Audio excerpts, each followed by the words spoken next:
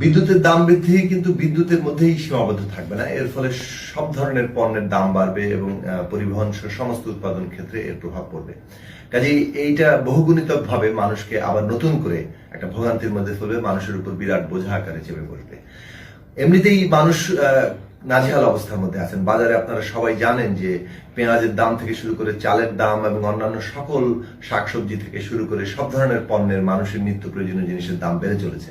এবং এইটা যখন একটা পরিস্থিতি এবং যেখানে মানুষ অত্যন্ত দিশেহারা, সেখানে মরার উপর খাড়ার ঘা আকারে আবারও বিদ্যুতের দাম বৃদ্ধি আসতে যাচ্ছে।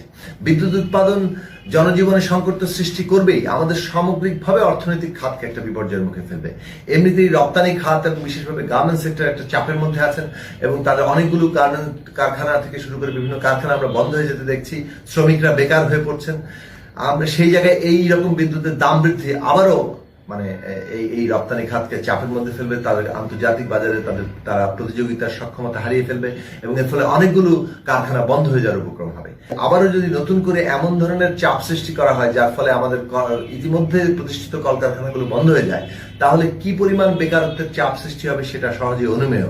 কাজেই আমাদেরকে এটা দেখতে হবে যে এইটা কোনোভাবেই জনজীবনের জন্য তো নয়, সামগ্রিকভাবে অর্থনীতির জন্য একটা শুভকর কোনো ব্যাপার না। তার উপরে নতুন ধরনের চাপ সৃষ্টি এবং কি তাকে বিপর্যয়ের মুখে ফেলবে। ফলে এই বিদ্যুতের দাম বৃদ্ধির কোন রকম যৌক্তিকতা নেই, কোনো দিক থেকে নেই। এখন এই অবস্থা চালিয়ে যেতে সরকার পারছে কারণ জনগণের এখনো সংগঠিত এবং বড় আকারের প্রতিরোধ তৈরি হয়নি। যখন সংগঠিত এবং বড় আকারের প্রতিরোধ তৈরি হবে, সরকার এই ধরনের ঘটনাগুলো ঘটানো থেকে অবশ্যই পিছু হতে বাধ্য হবে।